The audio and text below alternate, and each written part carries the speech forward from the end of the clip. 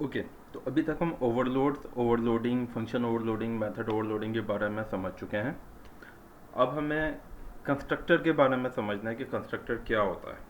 अच्छा, जो क्वेश्चन यहाँ पे है वो ये है कि व्हाट आर कंस्ट्रक्टर्स, ये व्हाट इज कंस्ट्रक्टर। ठीक है।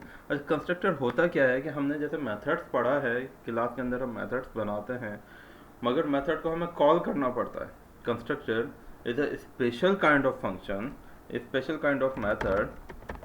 Constructor is a special kind of method gets called automatically when object is created। अच्छा, ये बात आप अच्छी तरह समझ लेंगे। कंस्ट्रक्टर एक ऐसा मेथड है, स्पेशल काइंड ऑफ मेथड है, जो कि ऑटोमेटिकली कॉल होता है जब आप ऑब्जेक्ट क्रिएट करते हैं।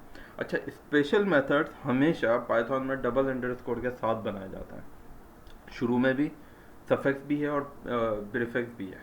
अच्छा, एक बात तो आप समझ लें कि अगर आपने सिर्फ जो हमने प्राइवेट वेरिएबल बनाया था, हमने सिर्फ शुरू में डबल अंडरस्कोर लगाया था वेरिएबल के नाम के साथ, तो प्राइवेट बन गया। तो मगर कंस्ट्रक्टर में एक डिफरेंस ये है कि हम मेथड के नाम से पहले भी डबल अंडरस्कोर लगाते हैं और बाद में भी, मगर कंस्ट्रक्टर के मेथड का नाम एनेट होता है, एनेट मेथड। अच्छा, अब ये मेरी क्लास है जो कि हम हर प्रोग्राम में बनाते आए हैं, जिसमें एक्स और वाई कोऑर्डिनेट्स हम लेते हैं। इसी को मैं दोबारा एडिटिंग में ओपन करता हूँ। Okay, point, okay. अच्छा, यही मेरी क्लास। अब हम ये काम ये करते हैं कि अगर फ़र्ज़ करें इसका हम डिफ़ॉल्ट बिहेवियर रखें, तो होता क्या है कि हम जब इसका ऑब्जेक्ट बनाते हैं तो खुद से एक्स और वाई की वैल्यूज़ दे रहे होते हैं। अब अगर मैं चाहूँ कि जिस वक्त ऑब्जेक्ट बने उस वक्त इनकी वैल्यूज़ इनिशलाइज हो जाएं, कुछ कुछ हो जाएं, तो हमने क्या करना होगा, डी ई एफ, वही मेथड तरीक़ाकार जो कि हम किसी मेथड को बनाते वक्त करते हैं, define D E F double underscore Annette. Annette एक स्पेशल काइंड ऑफ मेथड है, इसका नाम एनेट ही होना है। अच्छा, जो लोग सी शार्प या सी प्लस प्लस, टर्बो सी के बैकग्राउंड से आ रहे हैं, जावा के बैकग्राउंड से आ रहे हैं, वो एक चीज़ में कंफ्यूज होंगे, क्योंकि उसमें Java, C sharp, C plus plus में वो लोग ये पढ़ते रहे कि जी कंस्ट्रक्टर एक ऐसा मेथड होता है जिसका नाम वही होता है जो कि क्लास का नाम होता है, यानी सेम नेम ऑफ क्लास का मेथड होगा। अगर क्लास का नाम है पॉइंट, तो मेथड का भी नाम होगा पॉइंट, और वो उसका मेथड बन जाएगा, कंस्ट्रक्टर बन जाएगा। पाइथन में ऐसा नहीं है। आपने एनेट फंक्शन, आपने एनेट मेथड डिफाइन करना है, और ये स्पेशल काइंड ऑफ मेथड यानी init method as a constructor behave करेगा। बस इतना तो फ़र्क है। अच्छा, अब आ जाएं आप सेल्फ। जैसा कि हम फंक्शन बनाते हैं बिल्कुल नॉर्मली, जैसे हम एक फंक्शन बनाते हैं उसी तरह से बनाएंगे। यहाँ पे x इक्वल्स टू 5 दे देते हैं, सेल्फ डॉट एक्स। ये मिस्टेक नहीं कीजिएगा, वरना ये x एक डिफरेंट x हो जाएगा। इंस्टेंस का जो अपना x है उसकी वैल्यू हम 5 दे देते हैं, और self dot y equals to, y को नहीं देता, समझने के लिए अभी इसको समझते हैं। अच्छा, ओके, डन। अब p इक्वल्स टू पॉइंट, क्या हुआ? बज़ाहिर तो हमें लगता है कुछ भी नहीं हुआ, लेकिन अब जब मैं p डॉट एक्स लूँगा तो वो 5 हो गया, p डॉट वाई नहीं हुआ। होना तो ये चाहिए था कि p डॉट एक्स भी 0 आता, क्योंकि हमने डिफ़ॉल्ट वैल्यू इनिशलाइज की, लेकिन नहीं। जब ऑब्जेक्ट बना, ऑब्जेक्ट कब बनता है? इस पॉइंट पे ऑब्जेक्ट क्रिएट हुआ है। अब इस क्लास का ऑब्जेक्ट कब क्रिएट हुआ है? इस पॉइंट पे।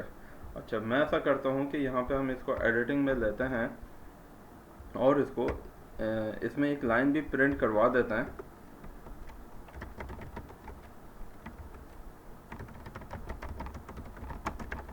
Creating new object.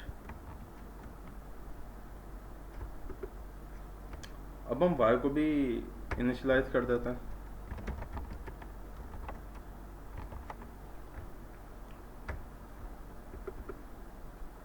अब क्या होना है, जब मैं p इक्वल्स टू पॉइंट लूँगा विद कैपिटल P, ख्याल कीजिएगा छोटा ना रहे आपका। Okay, creating object, object created.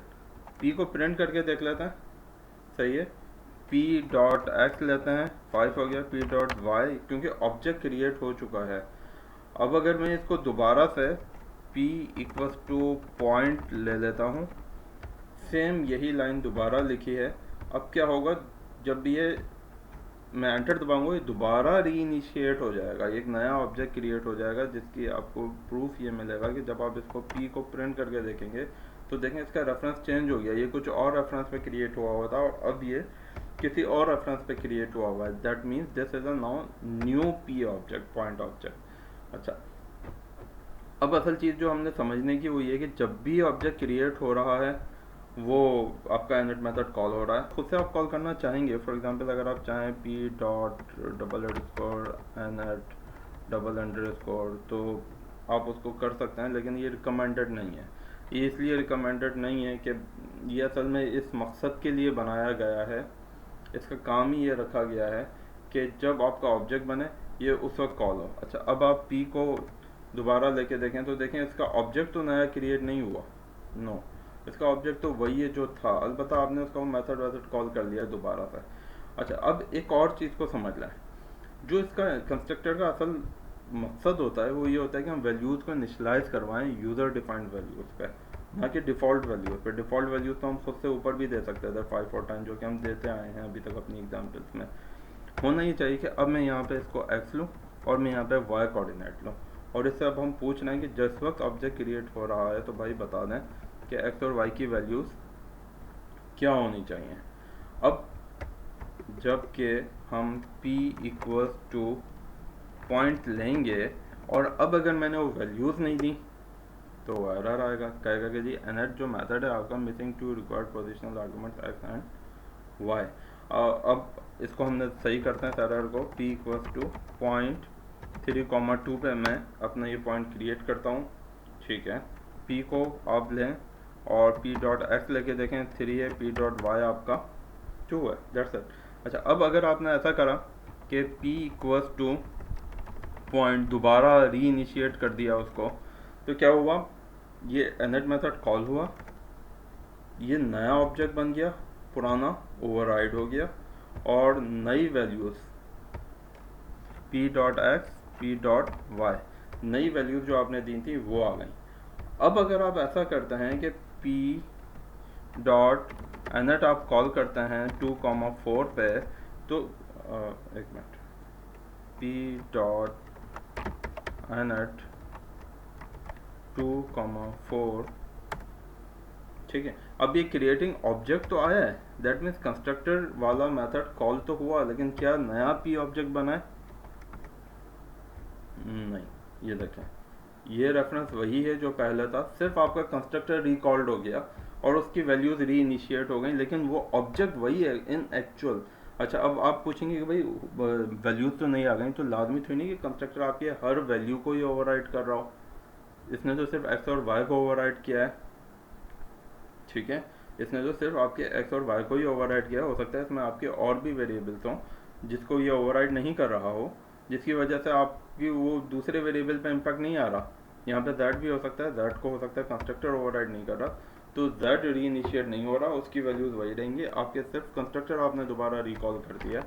यहाँ पे अब इस लाइन पे कंस्ट्रक्टर ने as a normal function behave किया, मगर इसका असल काम ये नहीं है, इसका असल काम ये कि मेथड खुद ब खुद कॉल हो जाए जिस वक्त आपका ऑब्जेक्ट क्रिएट हो रहा है।